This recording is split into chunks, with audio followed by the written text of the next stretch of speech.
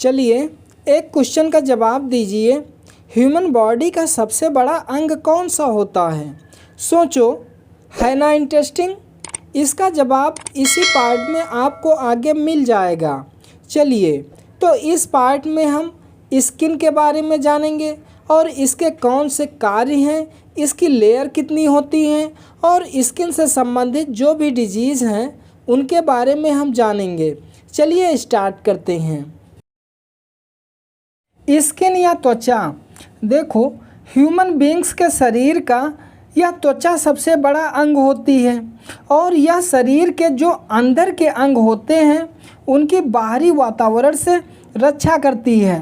देखो, जो स्किन शरीर पर दिखाई देती हैं ये डेड सेल्स होती हैं, यानी कि मृत कोशिकाएं होती हैं और ये सेल्स बहुत ही कम्पैक्ट होती हैं, यानी कि ये एक दूसरे से बहुत सटी हुई होती हैं और ये सेल्स केराटिन सल्फर युक्त प्रोटीन से बनी होती हैं जो कि जल में घुलती नहीं हैं और घर्षण के कारण ये नष्ट भी नहीं होती हैं। जो सूक्ष्म जीव बॉडी में इंटर करते हैं तो इनको नष्ट कर देती है। देखो, जो यह केराटिन प्रोटीन होती है तो बहुत ही कठोर और जल में अघुलनशील होती है। इसी कारण जब हमारे शरीर पर पानी पड़ता है तो यह शरीर की स्किन जल के साथ नहीं घुलती है।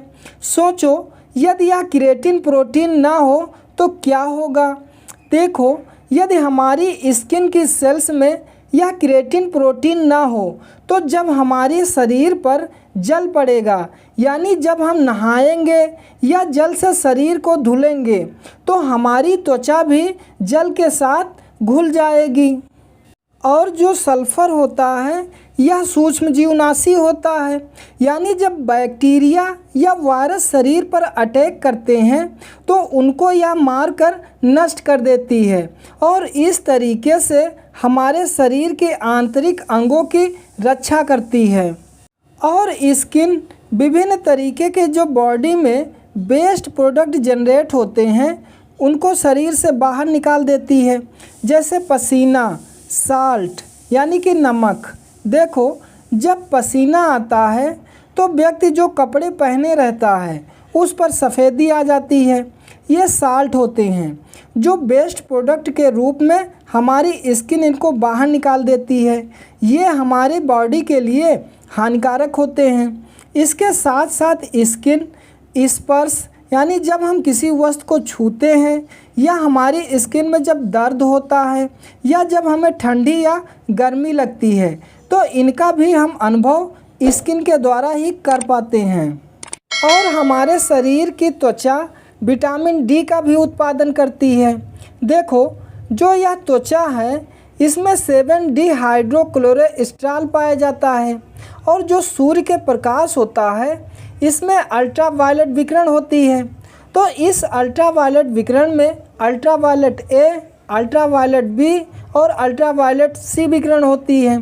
तो इनमें से जो अल्ट्रावायलेट ए विकिरण होती है तो जब हमारी शरीर की त्वचा पर पड़ती है तो जो त्वचा में 7 डिहाइड्रोक्लोरेस्ट्रॉल होता है यह विटामिन डी में कन्वर्ट हो जाता है और इस तरीके से हमारी त्वचा विटामिन डी का उत्पादन करती है जो हमारे शरीर के लिए बेहद ज़रूरी होती है।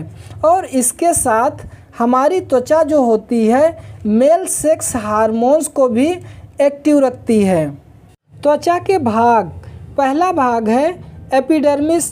इस एपिडर्मिस को आधित्वचा भी कहते हैं। देखो, शरीर की सबसे ऊपरी लेयर जो दिखाई दे रही है इसी को एपिडर्मिस कहते हैं और यह लेयर एपिथेलियम टिश्यू से बनी होती है, यानी कि उपकला ऊतक से बनी होती है और यह लेयर कठोर और रफ होती है। इसमें कोई भी ब्लड वेसल्स यानी रक्तवाहिकाएं नहीं पाई जाती हैं जिसके कारण यह लेयर डेड होती है, यानी कि मृत होती है। अगला भाग है डर्मिस। जो यह डर्मिस है यही वास्तविक त्वचा होती है। देखो, एपिडर्मिस के नीचे जो लेयर दिखाई दे रही है यही डर्मिस है। इसी में रक्त वाहिकाएँ होती हैं जिससे स्किन को ब्लड मिलता है और इसी लेयर में पसीने की ग्रंथियां होती हैं जिससे पसीना निकलता है। पसीने में नमक, यूरिया और जल होता है। एक दिन में 14 लीटर तक पसीना हो सकता है। इसी लेयर में तेल ग्रंथियां होती हैं जिनसे तेल निकलता है। ये तेल ग्रंथियां स्किन को चिकना बनाए रखती हैं। देखो, कभी कभार आप देखे होंगे कि चेहरे पर चिकनाई आ जाती है, तो इन्हीं तेल ग्रंथियों के कारण ऐसा होता है। इसी पार्ट में मेलेनोसाइट सेल्स होती हैं जो त्वचा को रंग प्रदान करती हैं। क्या आपने कभी सोचा है कि त्वचा का रंग गहरा क्यों होता है और धूप में जाने पर त्वचा का रंग गहरा क्यों हो जाता है? देखो, हमारी त्वचा की जो मेलेनोसाइट सेल्स होती हैं, ये जब सूर्य के अल्ट्रावायलेट विकिरण को अवशोषित करती हैं तो ये सेल्स यानी मेलेनोसाइट सेल्स मेलानिन को रिलीज़ करती हैं, जिसके कारण त्वचा का रंग गहरा हो जाता है। ये सेल्स जितनी मात्रा में अल्ट्रावायलेट विकिरण को ऑब्जर्व करेंगी, उतनी ही मात्रा में मेलानिन का उत्पादन होगा और स्किन का कलर गहरा होगा। इसी कारण जब हम सूर्य के प्रकाश यानी कि धूप में जाते हैं तो हमारी त्वचा का रंग गहरा हो जाता है, क्योंकि मेलेनोसाइट सेल्स अल्ट्रावायलेट विकिरण को अधिक ऑब्जर्व करेंगी, जिसके कारण मेलानिन का उत्पादन होगा और त्वचा का रंग गहरा हो जाता है। अगली लेयर है सबक्यूटेनियस लेयर या वसीय स्तर।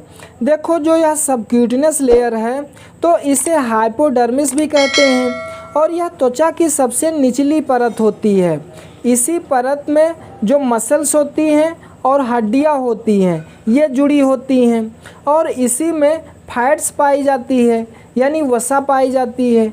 ये जो वसा होती हैं तो ये ताप की कुचालक होती हैं, यानी ताप को एक ओर से दूसरी ओर नहीं जाने देती हैं, जिसके कारण ये शरीर के ताप को संरक्षित रखती हैं। देखो, शरीर का ताप तो त्वचा नियंत्रित करती है, लेकिन शरीर के ताप का संरक्षण यह सबक्यूटेनियस लेयर करती है। त्वचा के रोग, पहला रोग है सफ़ेद दाग या इसे ल्यूकोडर्मा भी कहते हैं। देखो, आप ऐसे व्यक्ति को तो देखे ही होंगे जिसके शरीर के किसी एक भाग पर या संपूर्ण भाग पर सफ़ेद दाग हो जाता है।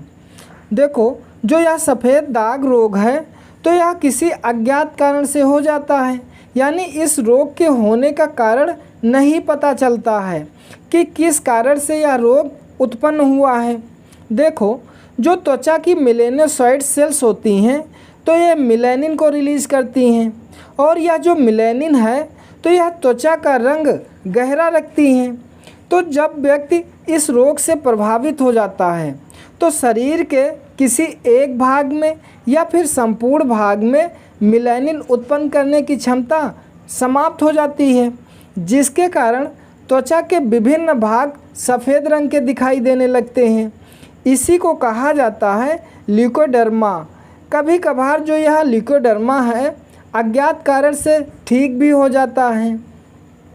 अगला रोग है एल्बिनिज्म।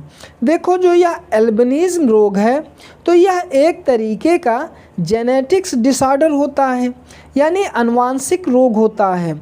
आनुवांशिक रोग ऐसे रोग होते हैं जो एक पीढ़ी से दूसरी पीढ़ी में ट्रांसफ़र होते रहते हैं। जैसे पेरेंट्स से यह रोग उनके बच्चों में हो जाता है और फिर इन बच्चों से यह नेक्स्ट जनरेशन में ट्रांसफ़र हो जाते हैं। देखो, जब किसी व्यक्ति के जीन में डिसऑर्डर उत्पन्न हो जाता है। जीन क्या होती हैं? देखो, ये जीन सेल्स की ऐसी इकाइयाँ होती हैं जो आनुवांशिक सूचनाओं को स्टोर रखती हैं और इन्हीं सूचनाओं को नेक्स्ट जनरेशन में ट्रांसफ़र कर देती हैं। ये आनुवांशिक सूचनाओं में जैसे शरीर की बनावट कैसी है, शरीर की लंबाई कितनी है और आँख का कलर कैसा है, ये सारी चीज़ें आनुवांशिक सूचनाएं होती हैं और ये सूचनाएं इन जीन्स के थ्रू वन जनरेशन से दूसरी जनरेशन में ट्रांसफ़र हो जाती हैं। तो जब बॉडी में कलर के लिए जिम्मेदार जीन्स में डिसऑर्डर उत्पन्न हो जाता है, यानी दोष उत्पन्न हो जाता है, जिसके कारण व्यक्ति की स्किन में, उसके बालों में और उसकी आँख की जो आइरिस होती है में रंग उत्पन्न करने की क्षमता नहीं होती है, जिसके कारण व्यक्ति की त्वचा एवं आइरिस गुलाबी कलर की दिखाई देती है और बाल सफ़ेद रंग के होते हैं। ऐसे व्यक्तियों को एल्बिनो कहते हैं। ये व्यक्ति धूप के लिए बहुत ही सेंसिटिव होते हैं, इसलिए आँखों की प्रोटेक्शन के लिए इन्हें काले चश्मे पहनना चाहिए और पूरी बाह वाले कपड़े पहनने चाहिए। ऐसे व्यक्तियों में जीवन में कभी भी जो स्किन होती है वो रंग नहीं उत्पन्न कर पाती है। नेक्स्ट रोग है सोरियोसिस। देखो, जो यह सोरियोसिस रोग है तो यह भी अज्ञात कारणों से होने वाला एक रोग है, यानी कि अभी तक यह पता नहीं चला है कि किन कारणों से यह रोग उत्पन्न होता है। तो जब व्यक्ति इस सोरियोसिस रोग से प्रभावित होता है, देखो हमारी बॉडी जो है यह स्किन से बनी है, तो जो ये स्किन है ये रेगुलर वे में बनती हैं और नष्ट होती हैं, लेकिन जब इनके बनने और नष्ट होने की दर बहुत तेज़ हो जाती है, यानी कि ये स्किन बहुत तेज़ी से डेवलप होती हैं और ये उतनी ही तेज़ी से नष्ट हो जाती हैं, तो इस रोग को सोरियोसिस कहते हैं। और कभी कभी इस रोग से प्रभावित व्यक्ति अज्ञात कारणों से ठीक भी हो जाता है।